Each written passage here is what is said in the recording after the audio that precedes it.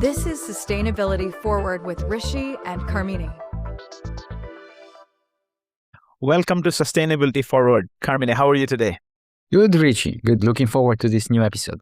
Absolutely. So today, Carmine, I'm very excited. We are joined by someone who's been at the center of business sustainability conversation for a very long time. And he's not just been an observer, but he's actually someone who's built and led change inside a major business. And I think this conversation at this moment feels really, really important because as we know, and we've discussed many times on this podcast, sustainability has moved through different phases. There was that period where almost everyone was talking about net zero, about purpose, ESG, responsible growth, and all the buzzwords. And then came, I should say, the backlash or the reset period, right? Pick your word. It came with more difficult economics. There was political backlash, war, inflation, energy security concerns, and sort of a general skeptical nature, emerged of this sustainability conversation. So really what we want to talk about today is where are we now?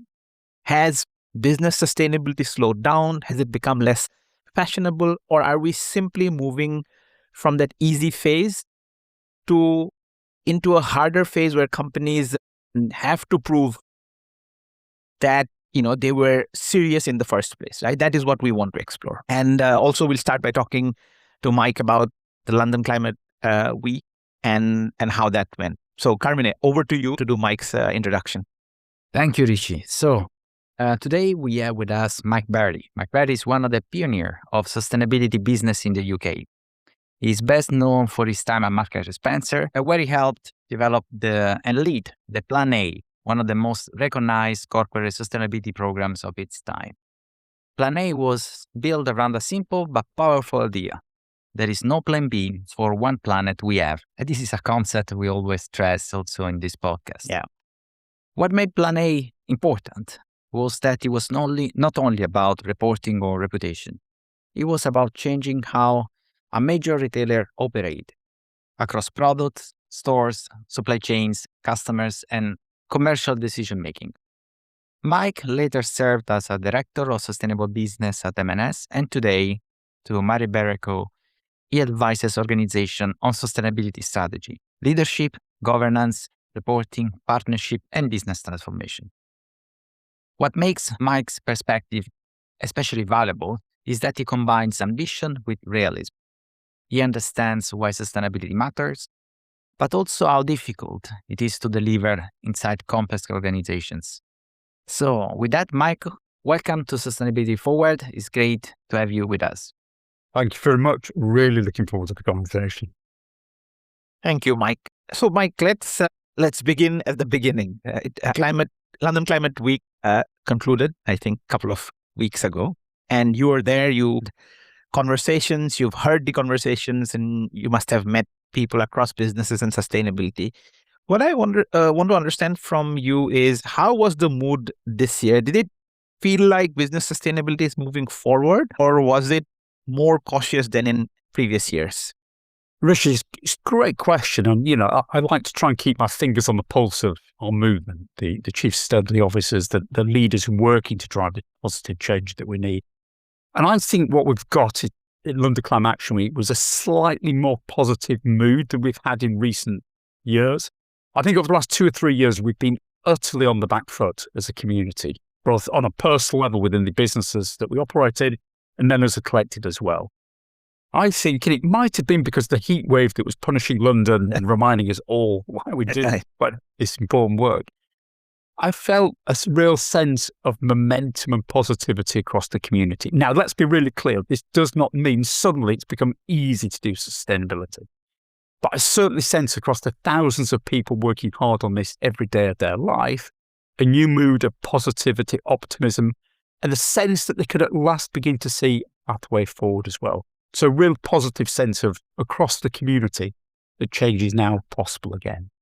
Yeah, very interesting. And of course, I saw some LinkedIn posts where events were getting cancelled because of the heat, and they were meant to talk about, whatever, sustainability, the environment. So that was quite ironic, and obviously it made, I think, a lasting impact on people as well. And Rishi, it's interesting that was the only moment when we broke through into the mainstream press in the UK was when an event on heat, stress, and how to cope with it was cancelled. Yeah. And almost the outside world was laughing a little bit, but also sort of, you could almost sense behind the scenes, these skeptics were a little bit, ooh, maybe these people have been right in what they're calling for and acting upon. So, but anyway, it got the headlines, which is what we needed. Yeah. Now, Mike, what were 2 or 3 sort of ideas or signals from the Climate Week that stayed with you? So I work heavily in the food systems transformation, an organization called Planetary Alliance. We sort of hosted a couple of events there about protein transition, the importance of beginning to imagine a different form of diet in the future, one that's got less impact on the environment, less impact on our health, but is also just for farmers, for smallholders, and people struggling to have the money to access any diet, let alone a better one as well. So these events were oversubscribed, even in really difficult temperatures, and also lots of other food events that other people were hosting as well. A real sense of momentum around the food system, and a recognition that the modern wonder that the food system we thought was there is actually really struggling to keep up, not just with the global growing population, but the fact that extreme weather is impacting the quality, availability, and cost of food. It's a part of national resilience and national security conversations. If we look at a more fractured world where conflict is increasingly possible. So all around us, the food system has been becoming ever more important. So that's my first number one point. The second was the discussion or emerging discussion about artificial intelligence, its challenges, particularly around the environmental footprint of energy and water use, but also a sense of unease about its impact on employment without us understanding fully where we're going with it. But I was disappointed, we can come back to this a little later, the lack of discussion about the impact of AI on societal trust, on democracy, on our ability to sort of have a reasoned discussion, which has been hard enough in the world of social media, let alone in the world of AI. So that was the second thing. AI was starting to emerge as a topic without perhaps the momentum and coherence we need exactly yet. And I guess the third thing I saw was we are beginning to focus on what we probably need to say in self-reflection as a community. We're starting to think about value creation. And I'm a great believer this is not a binary conversation. We're not either about saving the planet or being rapacious capitalists just thinking about the bottom line and the dollar and how we can use sustainability just to get richer. What I'm saying is that we need a better balance between those two worlds. And I think we as a community are starting to learn that even though much of the ESG backlash was external upon us, we made it a bit easier than it might have been because we didn't have a growth narrative or a positive business narrative to counterbalance the pushback we were getting. And that narrative was starting to unfold. Excellent. Food, and the right balance. We'll get into those topics in the course of this conversation today. Yes.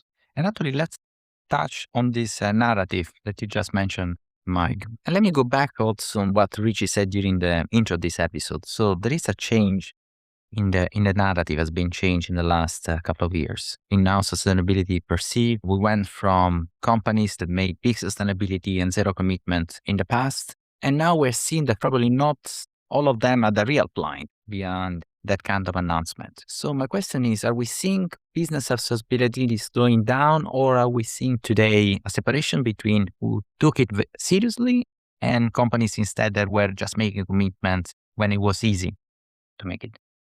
Carmine, brilliant point. This goes to my heart of my concern about us as a movement. We got seduced into believing that by having a press release saying I'll be net zero in 30 years' time, by publishing a CSRD report, a comprehensive report of ESG metrics, that was our job done. And one thing I learned, for all those years at Marks and Spencer, the targets and the reports are really important. They're 1%, 2%, 3% of what you need to do. And I think we're starting to recognize that no words on paper, no targets sort of in press releases are worth anything without a transition plan beneath them that shows you how you will deliver that through the deployment of capital, through the allocation of responsibility, through the building of networks of delivery across your value chain in your sector, and through innovation to find radically different ways of doing business as well. So that's, again, my challenge to us as a community. We thought, or we allowed the C-suite around us to think that the press release and the report was all that needed to be done. Interesting. And I always think when we hear a comment, okay, we'll be net zero in 30 years from now. One of the concepts we explore in this podcast that is the tragedy of the horizon, and how it makes so difficult to make this kind of commitment in so longer time when you have conflicting forces in short term that drives democracies, that drives companies make choices, and also our brains are not probably wired to think in such a long-term challenges. Yeah. But can I just add a quick point to a really important intervention there?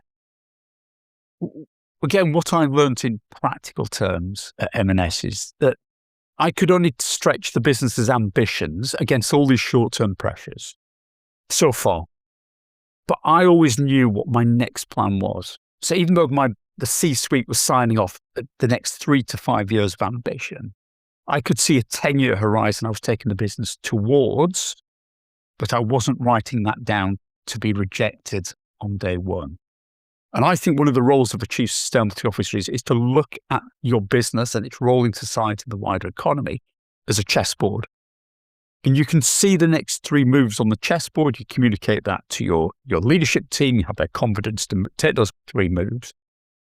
But you as a chief sustainability officer are always looking beyond them and knowing the direction of travel of the organization. So when you bring the second plan in 3 years' time, you're already heading in the right direction, and it doesn't feel too scary to take the next leap as well. I remember a few years ago that all the oil and gas companies, we were in the energy sector at the time, all of them came up with the net zero 2050 goal all at the same time within maybe a week, right? And at the time we were wondering, who knows what's happening in 2050, right? It was... It's again, let's just unpick that very briefly. I think the macro target for societies, sectors and businesses of net zero and similar ambitious environmental and social challenges is right. The pathway to get to those big targets for every business is unique. Because BP is different from Shell, is different from Exxon. Tesla's is different from Sainsbury's, from Marks and Spencer. Microsoft is different from Google, from Apple, from Meta. Our business models, and this is why the transition plan is so crucial, the business model that underpins our business is always different. So in 30 seconds, what made Marks and Spencer different was it was predominantly a private label retail business. It sold Marks and Spencer's products in Marks and Spencer shops and websites. So its ability to actually control what the consumer put in the basket, 20 or 30 different products, it could say with a high degree of confidence, every product you put into your basket from Marks and Spencer is heading in the right direction. It's certainly not perfect, heading in the right direction.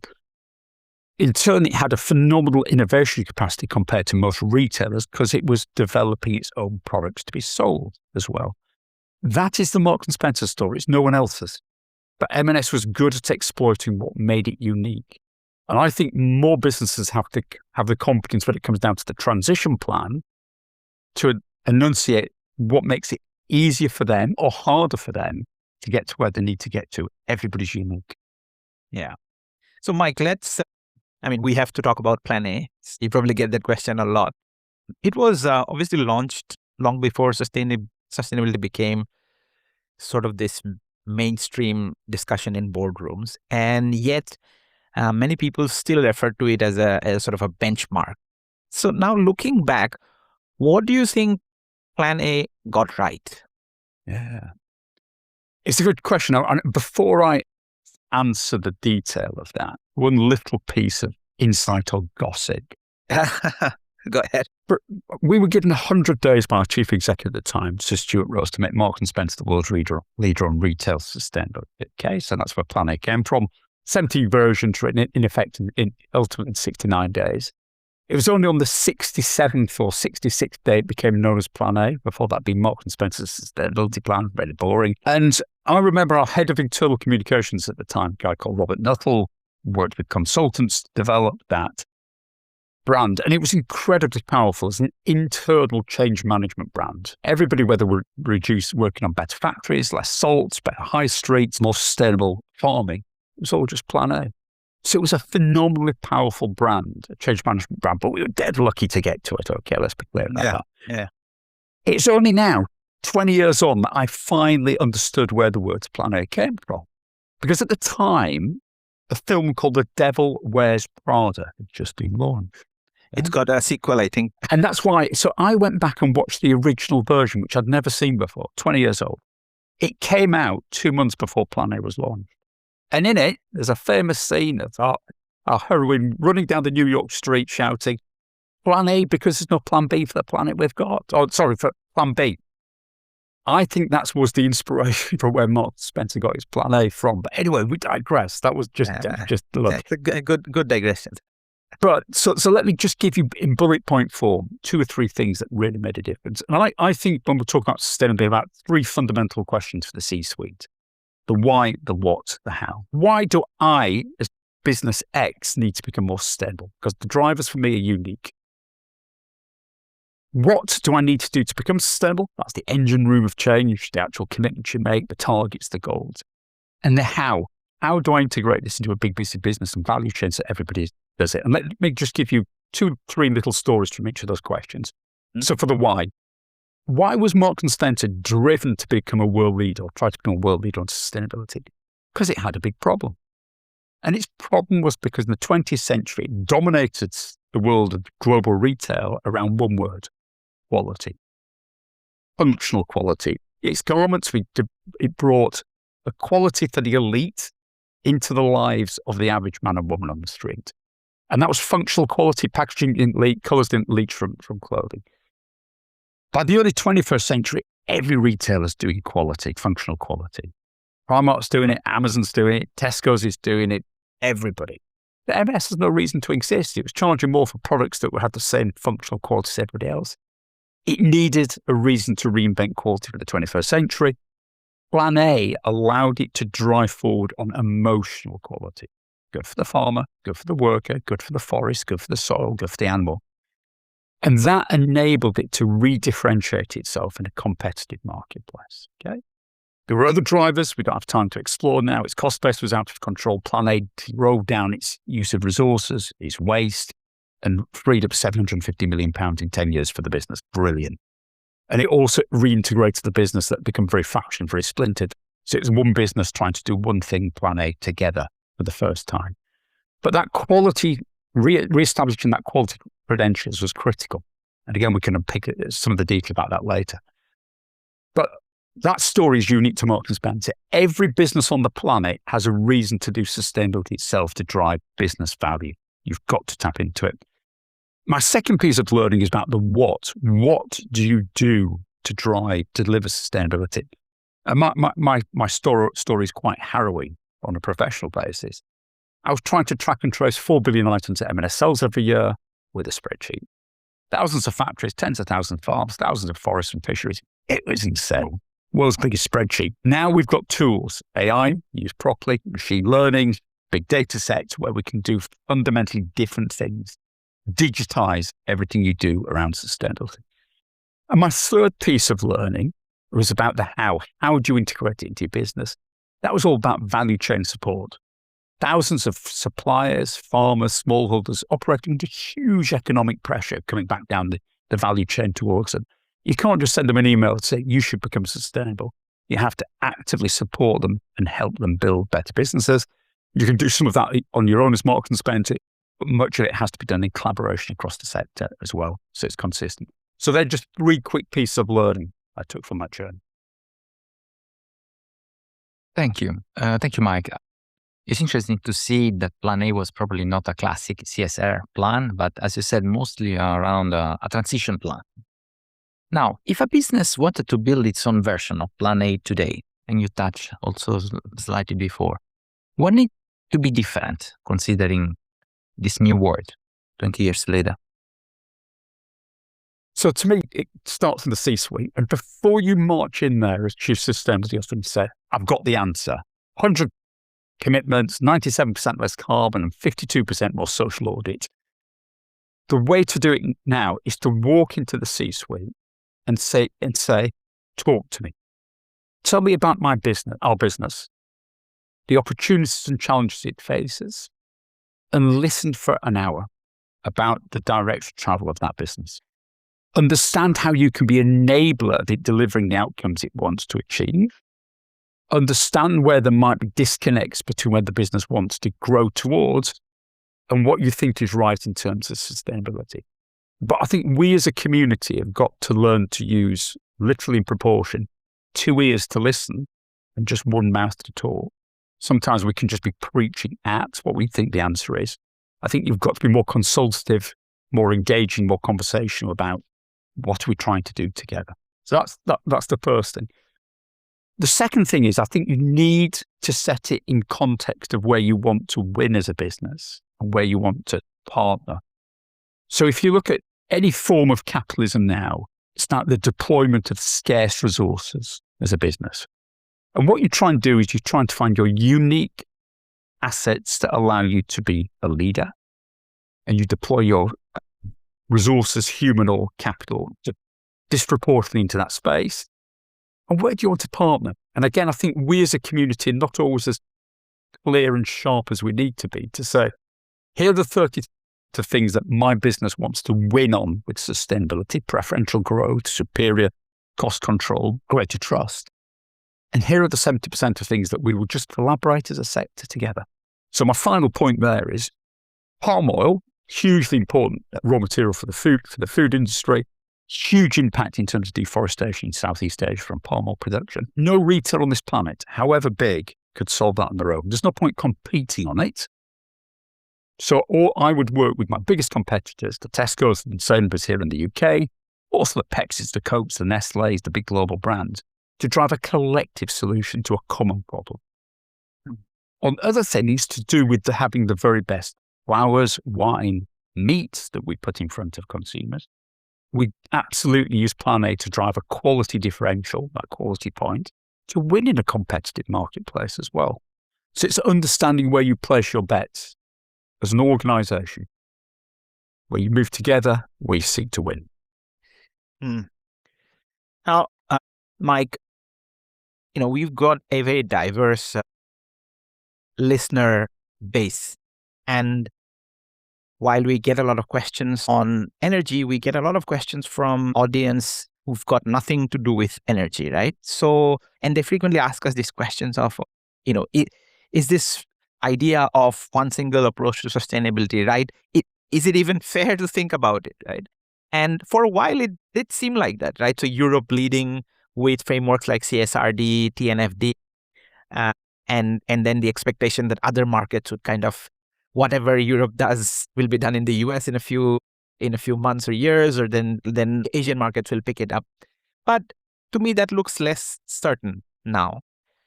Are we moving to a world in which we will have sort of customized sustainability approaches by region or countries or by sectors, and even the pathways that various communities want to take towards their sustainability goal?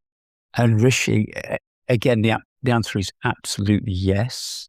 And let me illustrate what I mean by that. Europe has tried to take approach, and again, I'm just going to use CSRD as an anchor point for lots of European legislation. It's tried to take an approach to drive up the bottom of the marketplace, that everybody's consistently doing an average job at managing these issues. And I'm not saying that's wrong. I'm just saying that's been European.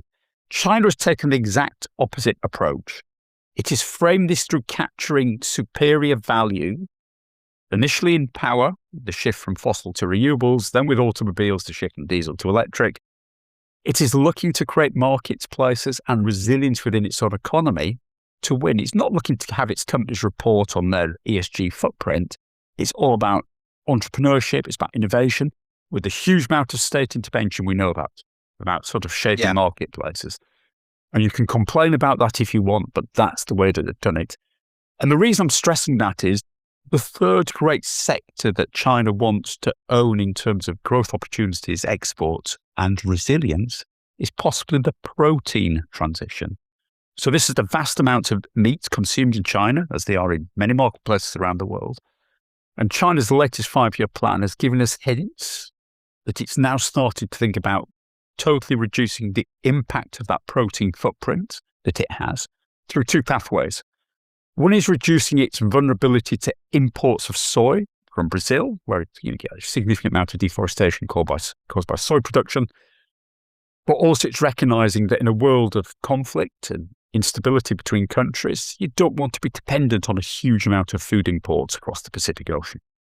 Its second approach is much more growth and export-led, which is the emerging world of cultivated meat, precision fermentation, where you're starting to remove potentially the animal feeds from protein production. You produce something cheaply and easily and ultimately it's resilient for your own population, can be exported elsewhere. Great report came out of an organization called Systemic, if anybody wants to have a little deeper dive in that. And my final point about the Chinese approach, with the war in the Middle East that's been going on, the Strait of Hormuz flows, China superficially looked really vulnerable to its loss of oil imports from the Middle East. Yeah. It's actually weathered the storm very well because it's been decarbonising its power ruthlessly over the last 5 or 10 years, and it now looks like it's in the right place compared to Europe, which is still very dependent on fossil fuel imports. Yeah. Or even India, for that matter, to compare a growing economy, right? Yeah, absolutely.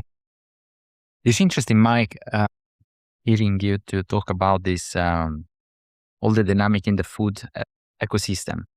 And if we make a step back, we are coming 5 years ago from a crisis in the health system that changed many dynamics in the world. We are still in the middle of an energy crisis that you mentioned. And there is change in coming now on the third dimension that is so important to the world, that is the food part of it. And this is why this podcast is so important, because you have an audience, listener group, that's agnostic across the sector. So what we're seeing now is that the traditional silos of the food systems problems and the healthcare systems problems and the energy systems problems are all merging. So we're seeing a huge impact on the food system because the Hormuz has been shut, and therefore the impact on fertilizer availability and prices, which underpins global food production in many parts, is suddenly under huge strain. So suddenly the energy system and the food system look much closer together. And I've seen a statistic, and don't hold me to account on this, that I think 20% of the price of food is all that embedded oil within it. The fertilizer, the energy, the electricity and power, the plastic packaging, it's all coming from it. So those worlds are enmeshed.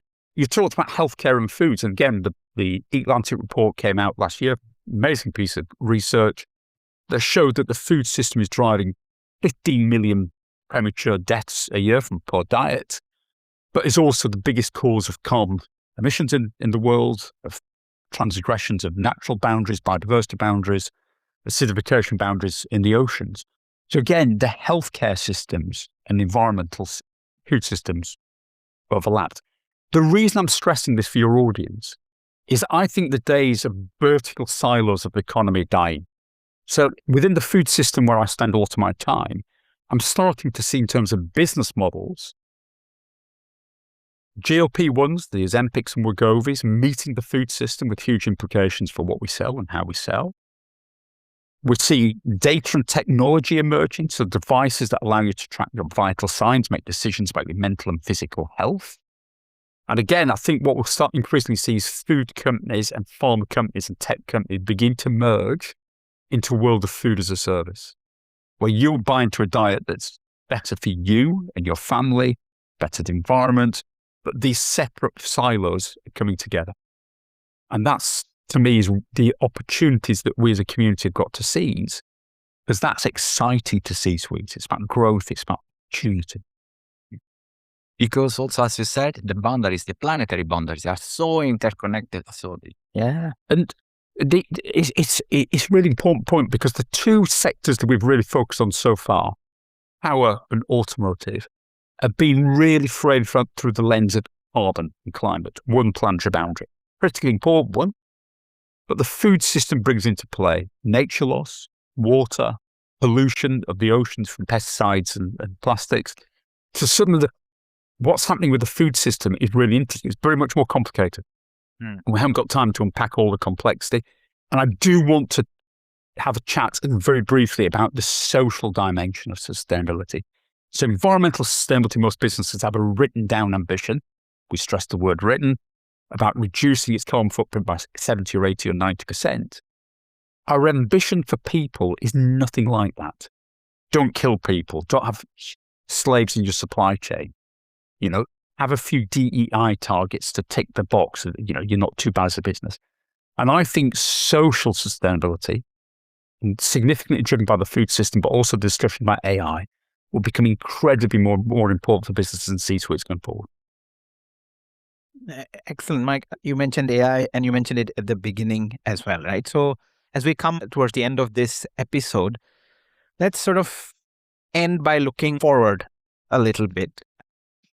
First is AI, not only its energy and water footprint, but also its potential to help traceability, data, decision-making, and kind of wider impact on jobs and trust. And the second is the human dimension of sustainability. We often talk about carbon, science-based targets, but at the end of the day, people are worried about jobs. They're worried about, cost of living. We know that very well in this country, obviously, and the communities they live in, migration, trust in institutions. All that is happening in sustainability, particularly with the advent of AI, is it eroding people's trust in systems? Yeah, so AI is, let's be clear, we can't put the genie back in the bottle here. It's gone. It's out there. Yeah. We can use it for good or for bad. And we know that there are actors out there, some of the state and some corporates who don't want to use it for good. We just know that. So let me just frame this in 1 minute very, very quickly. Capitalism is always about solving problems to do with scarcity. 10,000 years ago, we didn't have enough food, so we invented farming. 250 years ago, we didn't have enough power and energy, we invented the Industrial Revolution. Third great scarcity was about manufactured goods. We introduced mass production, Henry Ford, the Model T. The fourth thing was about knowledge. We didn't have enough knowledge to help us deal with all the challenges we've got. We invented professions, lecturers, doctors, lawyers, etc.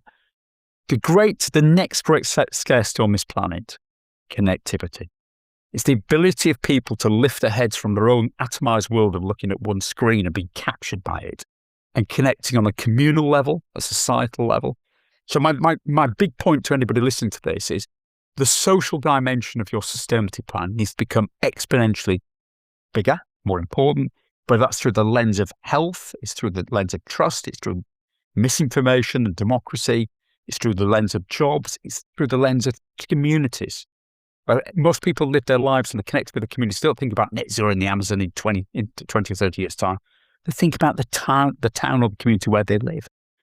On every dimension of that social waterfront, we need to be more ambitious in terms of giving to people here and now and not dreaming about just saving the planet in 20 years, 30 years' time. Without that, we'll have no permission to do the things that we need to do.